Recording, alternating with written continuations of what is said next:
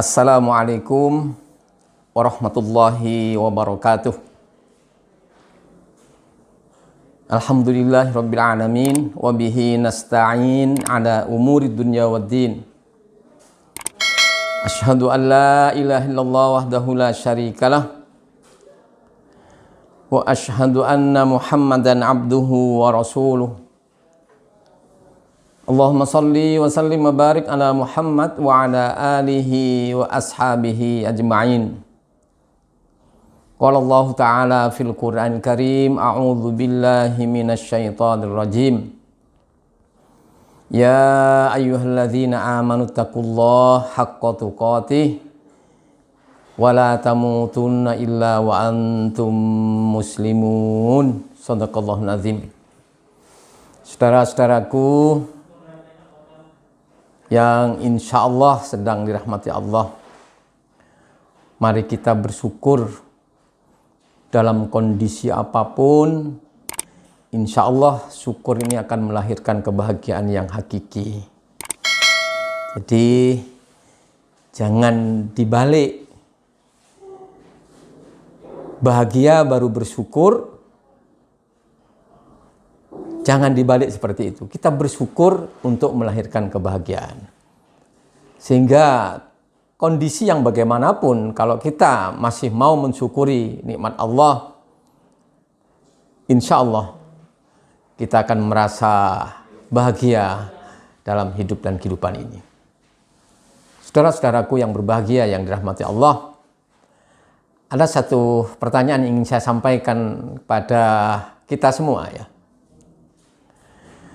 Kenapa sih kita kok repot-repot aktif terlibat di perserikatan? Apakah sudah dihitung untung ruginya? Apakah sebaiknya waktu ini kita gunakan untuk berbisnis, untuk acara-acara yang lain? Saudaraku, ketahuilah hidup ini bukan di dunia. Hidup ini bukan di dunia, dan masalah kita ini bukan COVID, bukan kemiskinan, bukan kehinaan, bukan. Muskilatuna wahidah. Saya masih teringat nasihatnya almarhum Profesor Ustadz Yunahar. Ketika bertemu dengan seorang syekh dari Mesir, ya, namanya Syekh Nawaitu. Beliau dipenjara 25 tahun. Tapi dia katakan, mafi muskilah. Tidak ada masalah di penjara 25 tahun. Muskilah tu nawahidah. Masalah itu satu katanya. Apa itu Syekh? Kalau kita besok tidak bisa masuk surga. Itu masalah. Dan dipastikan saudara-saudaraku, ketika kita calon penghuni surga, maka di dunia ini pasti bahagia. Apapun kondisinya. Naudzubillah min dzalik, kondisi terjelek pun orang itu pasti bahagia. Kenapa? Calon ahli surga itu fala khaufun alaihim wala hum yahzanun. Dia tidak punya takut dan tidak punya sedih yang berlebihan. Saudara-saudaraku, apa kaitannya dengan perserikatan? Ingat, ke surga itu bersama rombongan, bersama jemaahnya. Ke neraka juga demikian. Periksa di surat Az-Zumar 71, wasiqal ladzina kafaru ila jahannama zumara. Ke neraka bersama zumaronya. Di ayat yang ke-73 insyaallah Zumar itu menegaskan wasiqal ladzina taqarrabahum ilal jannati zumara. Ke surga juga bersama rombongan. Maka di perserikatan ini kita sedang mencari rombongan jamaah. Dan yang paling menakutkan saudara-saudaraku, ternyata orang yang ahli tahajud, orang yang ahli puasa sunnah, ke masjid terus menerus, puasa Daud mungkin, tapi dia tidak soleh secara sosial, orang itu terancam dari siksa Allah. Ditegaskan di surat Hud ayat yang ke-117, insya Allah Allah berfirman, wa ma kana rabbuka liyuhlikal qura bidzulmin wa ahluha muslihun. Sungguh Allah itu tidak akan membinasakan suatu kaum, ya, suatu negeri secara zalim kalau penduduknya muslihun. Apa muslihun itu? Muslihun itu baik untuk dirinya, juga baik untuk yang lain. Artinya apa? Kita terlibat di perserikatan, waktu kita habis untuk ngurus umat. Itu yang namanya muslihun. Ada sebuah hadis qudsi, saudara-saudaraku. Allah itu merintah pada malaikat untuk menghancurkan sebuah negeri, sebuah kampung. Lalu dijumpai di situ ada orang yang sangat alim, sangat khusyuk, tidak pernah berbuat maksiat, tapi tidak pernah berbuat apa-apa dengan lingkungannya.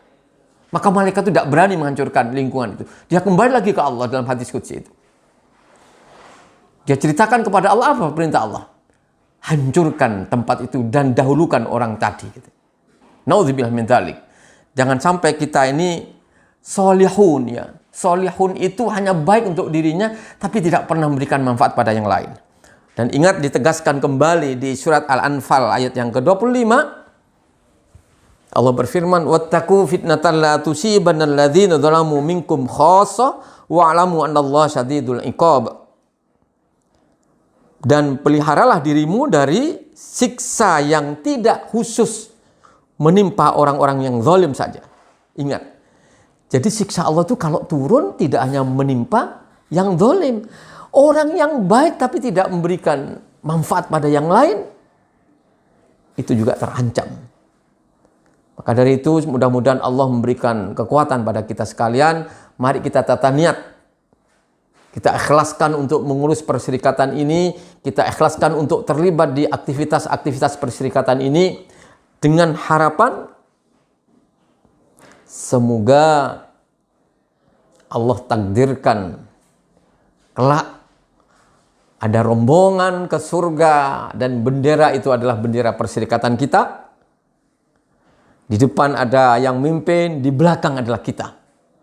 Inilah puncak kesuksesan, dan lebih sukses lagi ketika orang-orang yang kita cintai, anak, istri, suami, nenek moyang kita bersama-sama wasiqal ladzina taqaw rabbahum ilal jannati zumara, satu rombongan ke surga. Inilah puncak kesuksesan yang kita idam-idamkan. Sekali lagi, semua ini terjadi hanya karena izin Allah. Rasulullah pernah bersumpah, wallahi laulallah, demi Allah, kalau bukan karena Allah, kata Rasulullah, mahtadaina, maka kita tidak akan terlibat di perserikatan ini. Mungkin kita sedang asik dengan kegiatan-kegiatan maksiat. Wala tasaddaqna, kita akan menjadi orang yang bakhil. Wala shallaina, dan kita tidak bisa sholat 5 waktu itu tanpa campur tangan hidayah Allah. Bukan karena ilmu kita, bukan karena lingkungan kita, bukan karena sahabat-sahabat kita. Kembalikan semuanya kepada Allah, tata niat, hilangkan rasa tidak senang sama saudara-saudaranya, maafkan mereka. Insya Allah kita akan bahagia dunia akhirat.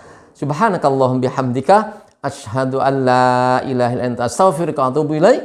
Nasrum minallah, fathun qarib, wa basyiril mu'minin. Assalamualaikum warahmatullahi wabarakatuh.